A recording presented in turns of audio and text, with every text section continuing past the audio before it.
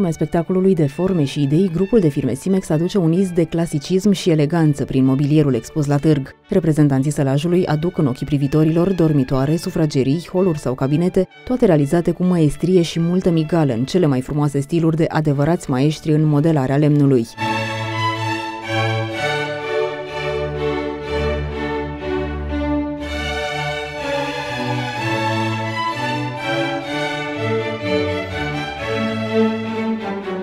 Voi vorbi câteva cuvinte despre dormitorul pe care îl numim noi Regina Balului.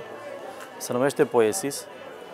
După cum puteți observa și dumneavoastră, sculptura de calitate, furnirul, rădăcină de nuc, împreună cu furnirul de nuc, îmbinat la oaltă, creează o eleganță deosebită și un stil rococo foarte bine definit.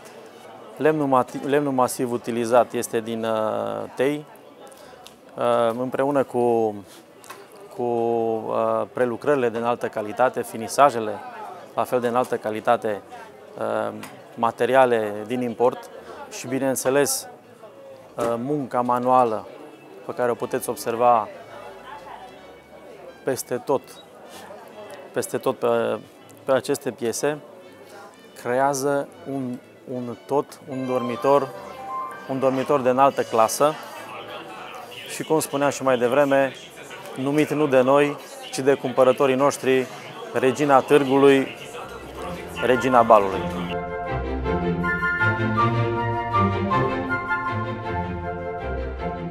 Sufrageria, compusă din mai multe piese de mobilier, atent create, cu mult suflet, pasiune și dragoste, încântă prin strălucirea lemnului masiv, atent prelucrat.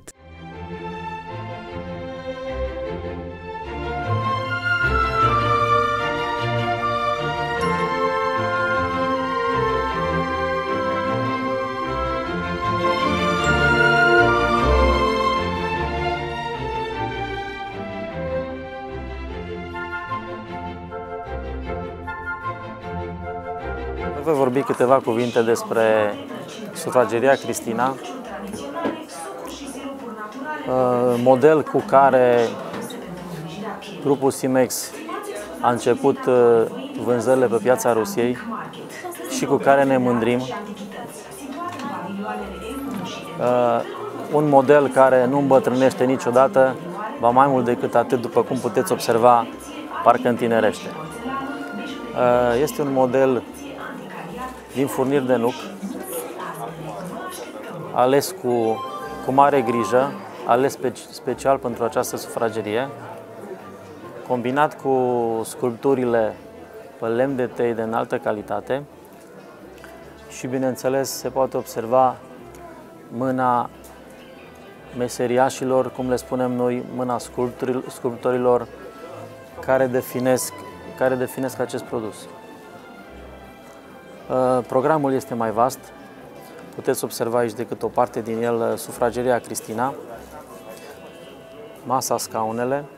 Târgul Internațional de Mobilă Bifesim, aflat la cea de-a 22-a ediție, este găzduit de Romexpo. Târgul a început pe 17 septembrie și își va ține porțile deschise pentru toți iubitorii de artă în mobilă până pe 21 septembrie.